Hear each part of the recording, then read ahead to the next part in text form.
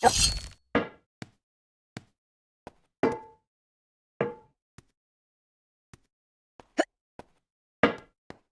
no feeling more intense than starting over. If you've broken your Scratch project moments after you've shared it, as I have, or you spent hours working on a project only to notice too late that one of your sprites has unexplainably gone missing. If you've made use of that difficult-to-name thing of thing block within the sensing category, amazingly useful but capable, due to a Scratch bug, of leaving you crying as it dumps all your scripts in one big unordered heap. If you've made real progress coding a game over the course of the week, only to come back the next day to discover you weren't even logged in, nothing has been saving. Starting over is harder than starting up. If you're not ready for that, like if you've already had a bad day at school, then what you're about to go through may be too much. Feel free to go away and come back. I'll be here. Alright, thanks for coming with me on this trip. I'll understand if you need to take a break at any point. Just find a safe place to stop and remember to pause the game by pressing P. On Scratch you can find loads of remixed or reimagined recreations of existing games, and with good reason. George Bernard Shaw said, "Imitation is not just the sincerest form of flattery, it's the sincerest form of learning." This game is a recreation of a game that came out in 2017, titled Getting Over It with Bennett Foddy. That game in turn was a homage to a free game that came out in 2002. Both games involved dragging yourself, using a hammer, up a mountain assembled from assets and objects sourced from many other games. It seems appropriate then that, when trying to recreate Getting Over It in Scratch, that we should construct our mountain from the same assets used in literally millions of Scratch projects, the unmistakable contents of the Scratch costume library. Unlike Unity or Unreal, Scratch does not provide you with a built-in physics or 3D rendering engine. There's no state-of-the-art debugger, you can't even pause your scripts.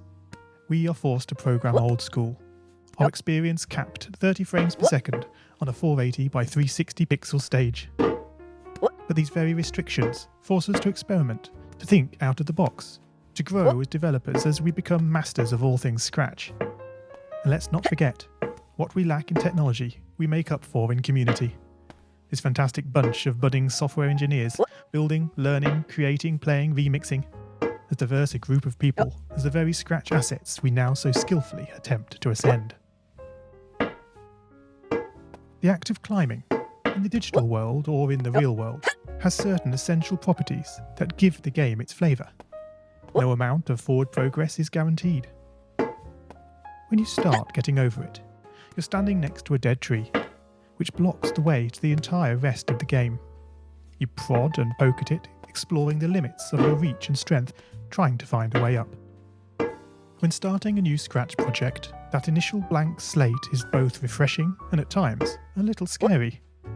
Wouldn't it be great if we could travel forward in time and review our finished projects to see how well they turned out? I certainly wish we could. The real draw of coding, what gives it that special zing, is the challenge of accomplishing something you've never done before.